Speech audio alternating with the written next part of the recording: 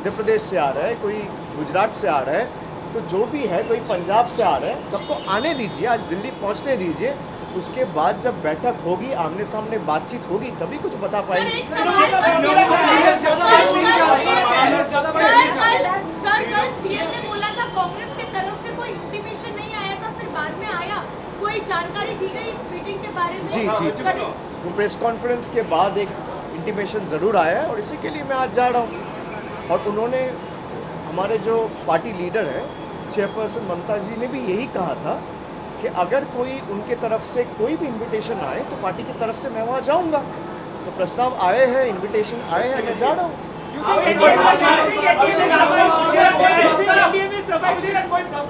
भाई देखिए, आपका सवाल भी आपका जवाब है। 1 महीना पहले यही बीजेपी के लोग आके बंगाल के लोगों को कह रहे थे कि 30 सीट जिताओ, Didi's government will not survive, Mamata ji का गवर्नमेंट खुश हो जाएगा।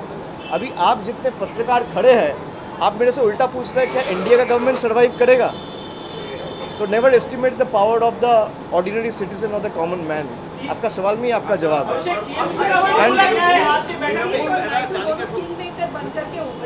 कोई किंग मेकर नहीं है। किंग मेकर अगर है कोई तो देश की जनता है, किसी का कोई हैसियत नहीं है। मैं फिर से कह रहा हूँ, किसी को अच्छा लगे, किसी को बुरा लगे, लोगों ने जिसको मैंडेट दिया है, जो जाके ईवीएम दबाया है, बीजेपी के ये तानाशाह के खिलाफ, राइस के खिलाफ, बेरोजगारी के खिलाफ, कम्युनल डिविसिव पॉलिटिक्स के खिलाफ जवाब दिया है, वो हर एक गरीब आदमी, देश का नागरिक किंग मेकर है।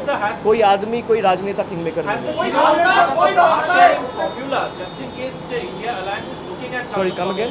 Has the Trinamool thought of a power sharing formula that it can suggest in case the India alliance is looking? The deliberation has not even started. So let me go meet the people and the relevant stakeholders from different other political parties, and once we come to certain conclusions, I will brief each and every one of you. भाई पहले मिलने दीजिए, क्या प्रस्ताव रहेगा। अकेला तुम वहाँ पे मेरा मीटिंग हो नहीं रहा है। ऐसे बहुत सारे पार्टियाँ हैं जो 2 सीट जीत के आए हैं, वो भी आएंगे, जो 37 सीट जीत के आए हैं वो भी आएंगे, हम 29 सीट जीते, हम भी जा रहे हैं। एक बार जाने दीजिए, मिलने दीजिए, उसके बाद সময় কথা বলবে, মানুষের উপর ছাড়ুন না। सर ऑलरेडी जानकारी दी गई है कि 8 तारीख को प्रधानमंत्री मोदी जो है वो स्वेरिंग इन करेंगे, लेकिन अभी तक जो है आगे के नंबर आप पहले उनसे पूछ लीजिए, आपकी बार 400 पार का जो नारा है उसका क्या हुआ, पहले पूछ लीजिए, फिर स्वेरिंग इन का पूछना।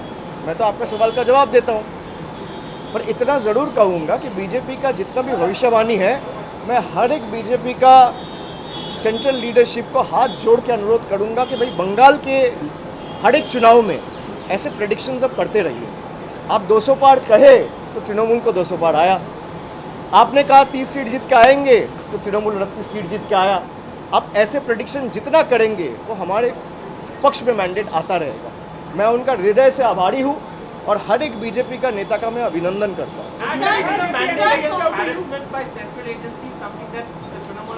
It's a culmination of everything. You're not supposed to. What has the government done? You've been seeing the rallies of BJP leadership over the last 2.5, 3 months. Has they been able to furnish their report card or present the developmental works that they have done in the last 10 years? They have failed.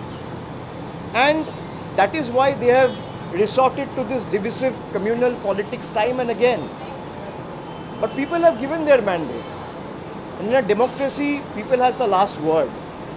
So I salute and go before everyone who has uprooted these communal forces and given a befitting reply to these divisive forces, to the people who have only used a section of judiciary, a section of the media, central investigative agencies, institutions like Election Commission of India, paramilitary forces, to oppress, to just bulldoze and ramroll what they have been wanting to do. And they should learn from yesterday's mandate that in a country and a vast democracy like ours, it's not the leaders or the BJP top brass or the Prime Minister or the Home Minister or any other central minister for that matter who will have the last word. It's the people of the country who have the last word. Sir We lost in Ayodhya. We lost in Ayodhya. Sir BJP के लिए बड़ा That's the BJP के लिए बड़ा शौक that's the था crux UP of the election. Sir That's the crux of the election. Sir UP से बड़ा शॉकर हुआ है सर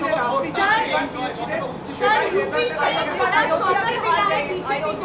यूपी जो उनका स्ट्रॉन्ग होल्ड हुआ करता था, मुझे जाने वहाँ दीजिए, पर मेरा इतना flight है, खराब मिस हो जाएगा। इलेक्शन रिजल्ट हुआ है। सर एक सवाल, यूपी में जो चुनाव नतीजे हुए हैं वो लोग अयोध्या में हार गए हैं, फैजाबाद सीट, वाराणसी में प्रधानमंत्री का जो है विनिंग मार्जिन कम हुआ है। यूपी के चुनाव नतीजे का कोई क्रूशियल इंडिकेटर है आने वाले दिनों का? भाई ये तो दिखाता है कि भाई जनता का आक्रोश किस लेवल तक बीजेपी के खिलाफ है। मैं मार्जिन पे तो ज़्यादा टिप्पणी नहीं करना चाहूँगा, पर जिस राम मंदिर को आप पोल एजेंडा बना के कश्मीर से लेके कन्याकुमारी तक हर एक आदमी के पास गए कि भाई राम मंदिर ने हमने बनाया और राम का प्रतिष्ठा बीजेपी ने किया। भाई भगवान का प्रतिष्ठा एक इंसान कैसे कर सकता है? कोई कर सकता है क्या? मेरे में क्षमता है कि मैं भगवान का प्रतिष्ठा करूं? ये यही दिखाता है कि जहाँ पे उन्होंने राम मंदिर प्रतिष्ठा किया उसी लोकसभा क्षेत्र से बीजेपी की हार हुई। मैं तो इतना ही कहूँगा, प्रभु राम आया तो इंसाफ आया।